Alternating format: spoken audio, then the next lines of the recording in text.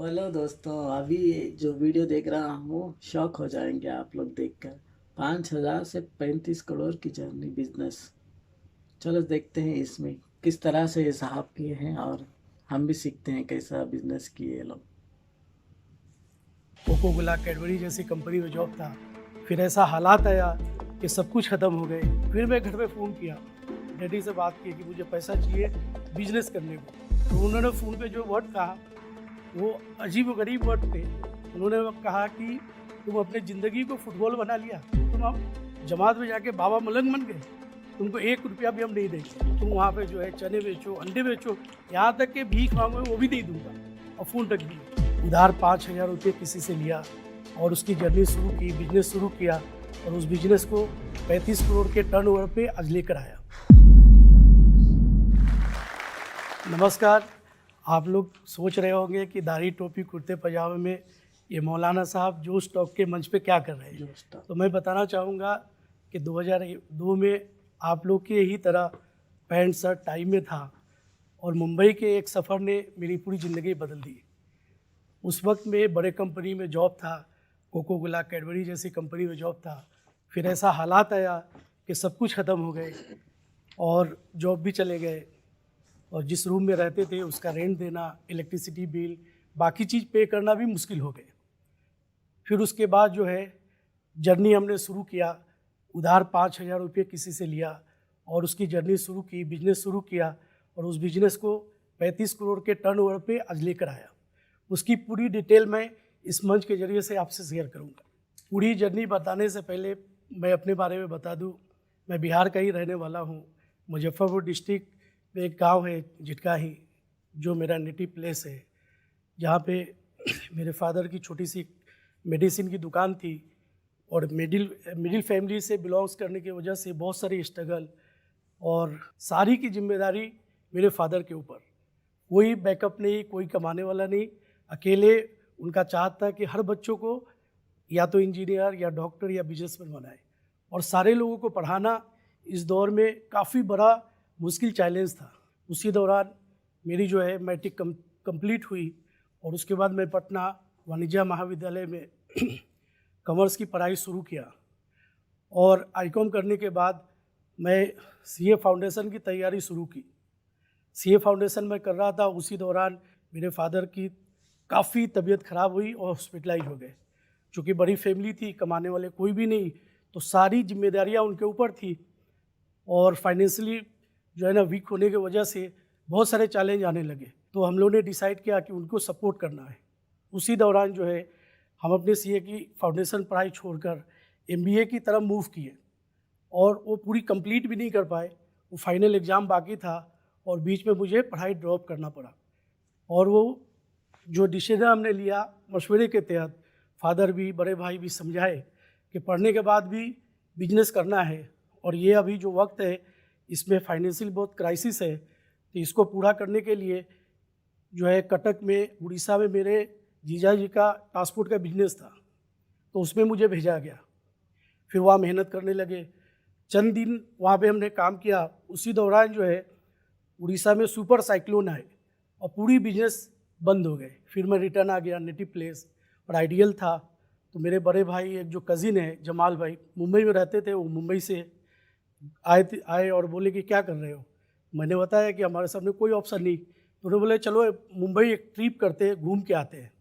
फिर मैं मुंबई जो गया तो वो ट्रिप मेरी पूरी ज़िंदगी के को तब्दील कर दी। जब मैं मुंबई पहुंचने के बाद वहाँ का जो ज़िंदगी देखा लोगों का, काफ़ी फास्ट ज़िंदगी, कमर्शियल प्लेस, लोगों को कुछ करने की चाहत, छोटे घर में रहना, बहुत स्ट्रगल और वहाँ का चमक दमक। एक तरफ बहुत बड़ी रंगीन जिंदगियाँ, एक तरफ स्ट्रगल वाली लाइफ। हर रोज़ लोग स्ट्रगल करते हुए दिखे, मुझे अच्छा लगा, शहर समझ में आया। उसी दौरान मेरे कज़िन के जो भाई थे वो कंप्यूटर हार्डवेयर कोर्स करने जा रहे थे, तो मैं भी गया। मुझे समझ में आया उस वक्त कंप्यूटर का रिवोल्यूशन था, तो मैंने कंप्यूटर हार्डवेयर इंजीनियरिंग किया।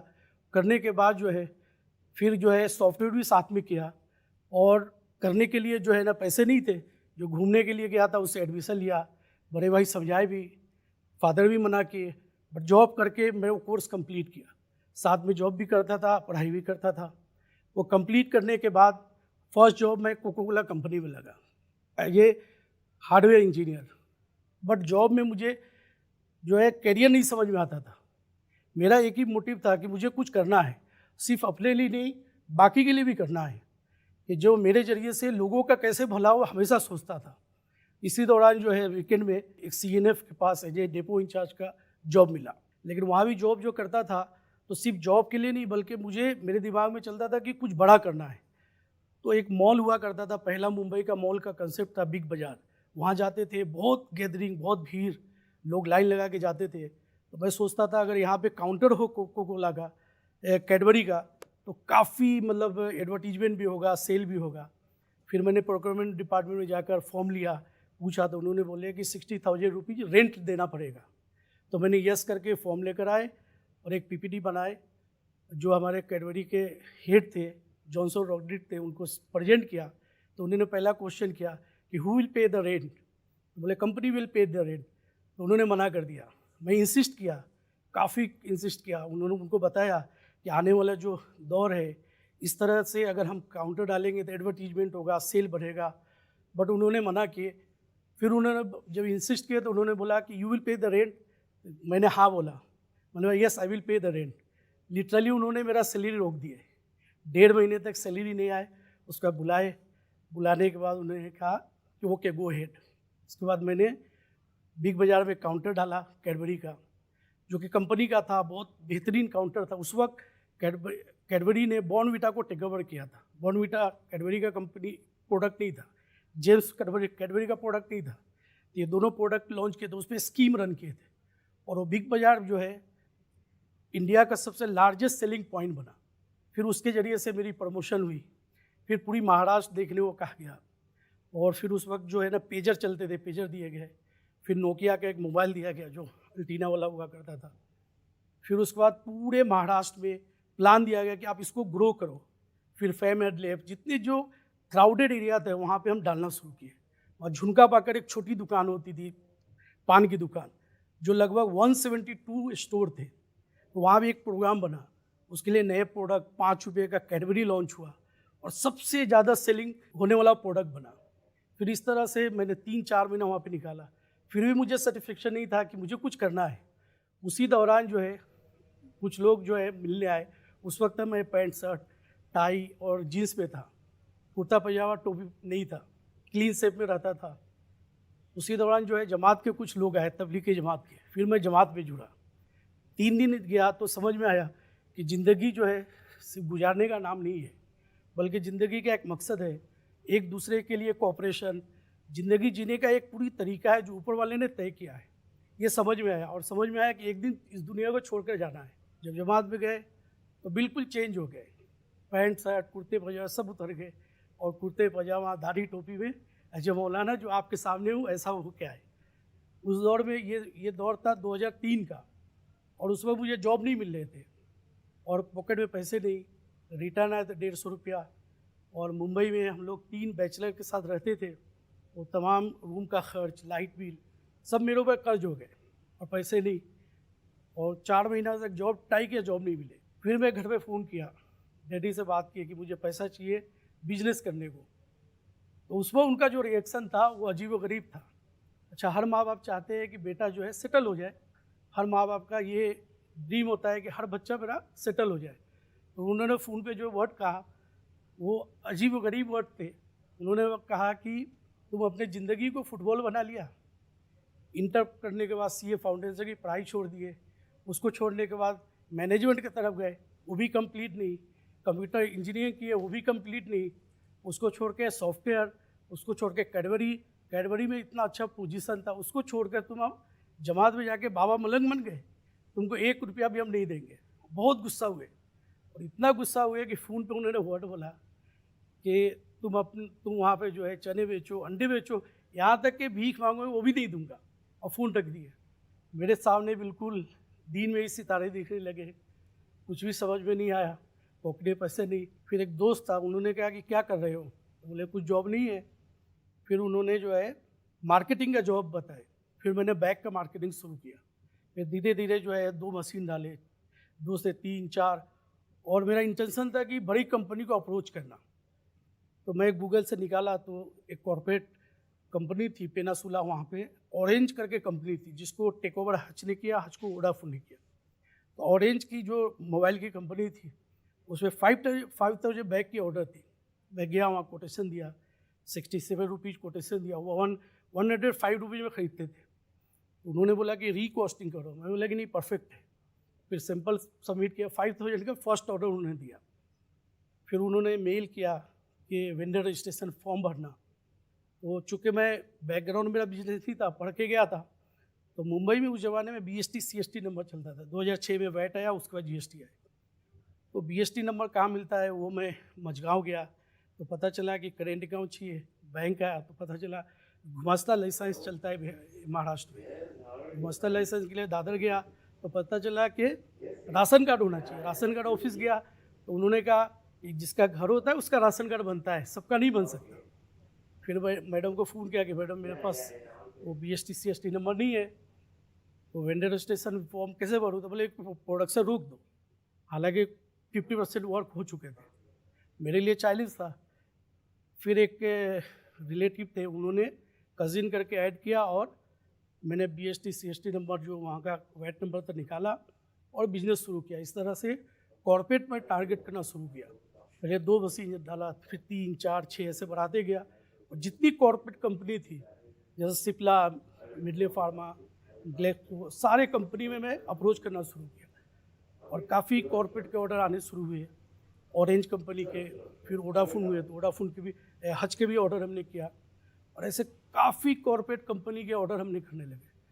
और एक वक्त ऐसा आया कि ऑर्डर काफ़ी थे, डिलीवरी का डेट जो है वो मीट नहीं हो पा रहा था, बहुत सारे चैलेंजेज आए। उसके बाद धीरे धीरे हमने फैक्ट्री बड़ा करना शुरू किया और ये सब करते हुए 3 साल गुजर चुके थे और मैं घर 3 साल तक नहीं आया था। एक लेवल पे एक सेटअप हो चुका था फैक्ट्री का, करीब 7 मशीन, करीब 10-12 वर्कर थे।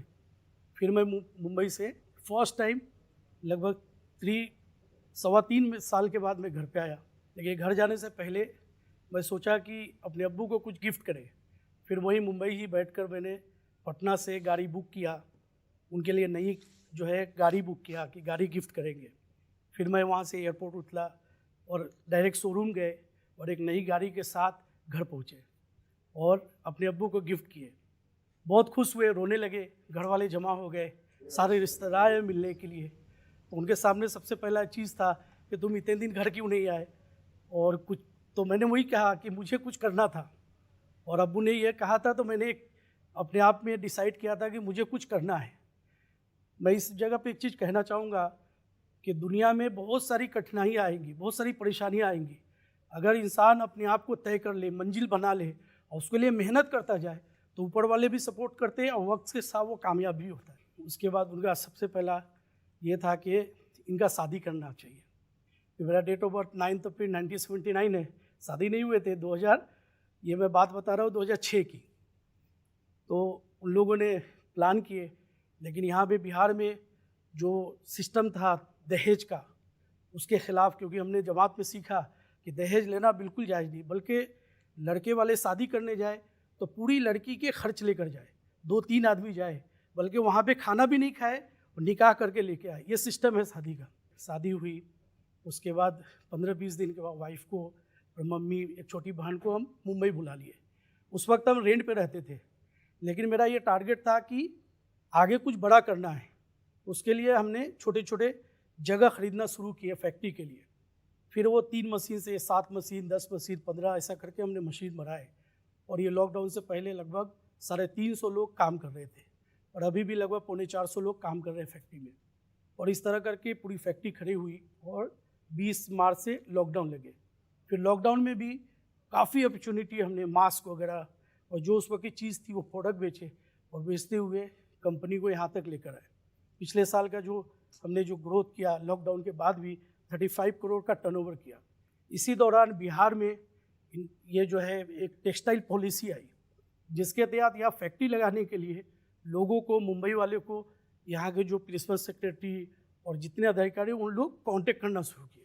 उसी दौरान मेरे पास एक फ़ोन आया, पंकज दीक्षित करके जो IAS ऑफिसर है पटना के ही, तो उन्होंने इनवाइट किया कि आप यहाँ आओ। फिर मैंने बिहार आया, मुजफ्फरपुर में जगह देखा तो काफ़ी अच्छा जगह एक पसंद किया, जो 5 एकड़ की जगह है, 2 लाख स्क्वायर फीट, वो अप्लाई किया, वो अलॉटमेंट हुए। उस अलॉटमेंट के बाद जो है वो लैंड वगैरह सब अभी मिल गए, जो 6 मंथ में वो फैक्ट्री शुरू हो जाएगी। उसी की वजह से अभी मैं पटना आया था और वो फैक्ट्री काफ़ी बड़ी फैक्ट्री बनाने का प्लान है, जहाँ पे लगभग 2500 आदमी वर्कर काम करेंगे। तो एक तरफ अपने आप को भी आगे बढ़ाना था, दूसरा लोगों को भी काम देना था, और तीसरा जो हमारा सोच था कि अपने बिहार के लिए कुछ करना है, जिसके वजह से ये बिहार में बड़ा फैक्ट्री और एक बड़ा प्लान है। तो उस तरह करके एक कॉस्मोस को पूरे इंडिया और पूरे वर्ल्ड के लिए एक आइकॉन बनाना है, और इसी के तहत जो है ये मेहनत चल रही है, और ये जोश टॉक के माध्यम से ये चीज़ बताने का मौका मिला। Thank you. इसने ढेर सारा इंस्पायरिंग स्टोरी एक से एक बढ़ के बिहारी के एकरा पर देखेला मिलतो, जेकर नाम है जोश टॉक्स बिहार। तो जोश टॉक बिहार के भाई बढ़िया से सब्सक्राइब कर ले हूँ, घंटा उंटा दबा दे हूँ कि नोटिफिकेशन आते रहे। अरे जब मन होले उदास तक खोल लेल की जोश टॉक बिहार, ओकर बाद देखल के मन के तरोताजा कैल के एकदम मोटिवेशन लेल के काम शुरू कैल के सफलता कैसे नहीं मिलती, एकदम मिलती, झंडा गाड़ दो। बात कहा सफलता